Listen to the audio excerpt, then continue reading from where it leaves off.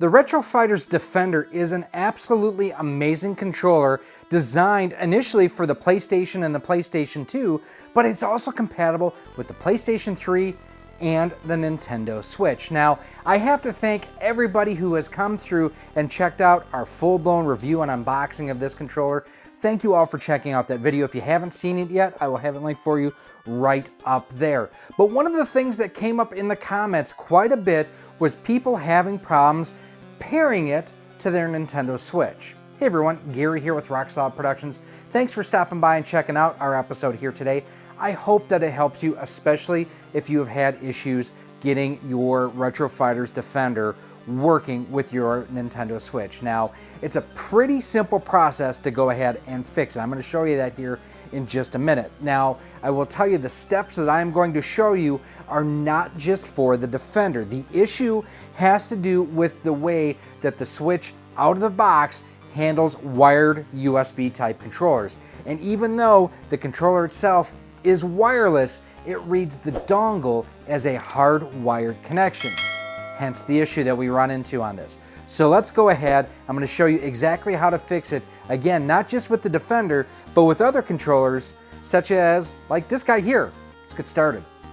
So this is an issue that there are two fixes for. The one is pretty simple and the other still pretty simple, but may take a couple extra minutes. So I have my Switch OLED in the dock here. I have my original Switch here because I'm going to show you a few things on each of them here. So I've got Super Mario Kart 8 Deluxe, or I'm sorry, just Mario Kart 8 Deluxe here. So, and I also have my Pro controller, and here is my wireless Defender. The dongle is currently in the system, but currently the controller is not turned on. So what you need to do if you plug it in, doesn't work, you got to come to your main menu here. So come down here and go to System Settings. And I'm doing this all with the Pro controller right now. Come down here to Controllers and Sensors, which you see right above Bluetooth and right below Sleep Mode. Not change grip order, not change button mapping, not change controller vibration. This Pro controller wired communication. Out of the box, it is default set to off. You need to turn this on. And it's not just for the Defender, it's with any wired controller that you're going to use with the Switch. You need to have that turned on. That basically tells the Switch to acknowledge inputs from a USB source. Turn that on. Now from here, I should be able to go ahead and just hit the home button on my Defender. Now you see two LEDs because player 1, player 2.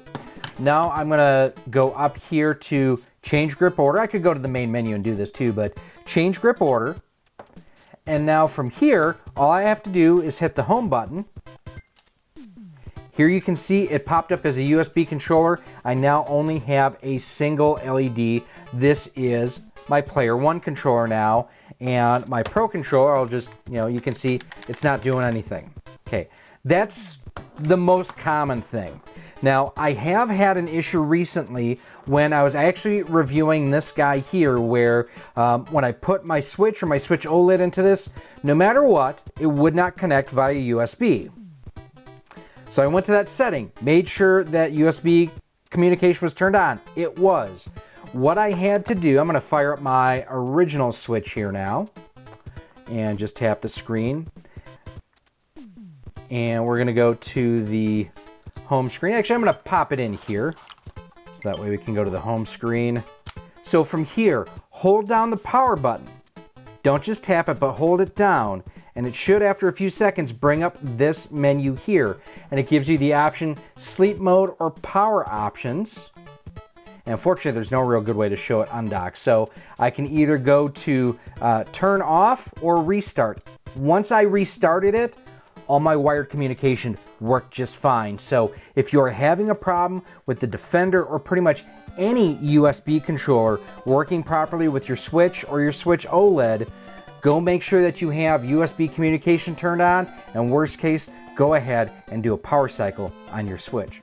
Kind of a short and sweet video here for you today, but hopefully it is something that definitely helps you as you are trying to use your wireless Defender or any, like I say, any USB controller on your Nintendo Switch.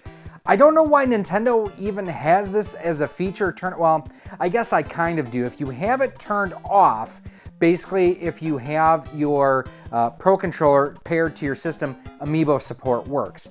It does not work, Amiibo support that is, does not work via that USB connection. So that's why it can turn on and off. And as I mentioned, when I was testing this guy here, I had huge troubles getting this to work on both my Switch and my Switch OLED. So it was really weird that I had to go ahead and do that power cycle, but once I did, this has worked flawlessly.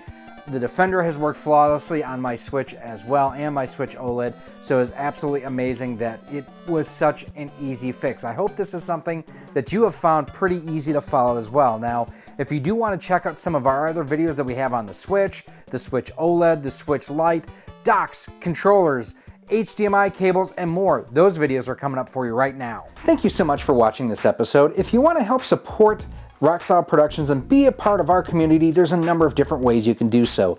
First and foremost, join us over on our Patreon page or become a channel member here on YouTube. By joining through either one of those methods, you get early access to just about all of our video content, exclusive content, and a whole lot more. We also give you shout outs at the end of each and every one of our videos.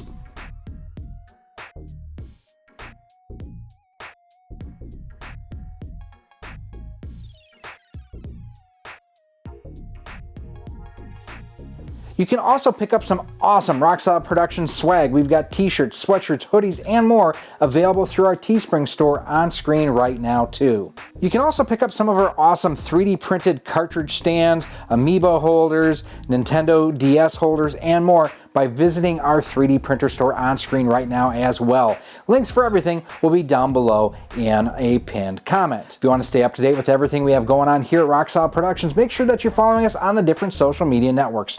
We're on Facebook at facebook.com/RockSolidProductions, Instagram at instagram.com/RockSolidProductionsGK, and Twitter at Rock Solid Studios. If you're looking to pick this and other retro and modern gaming accessories up, make sure that you head on over to CastlemaniaGames.com.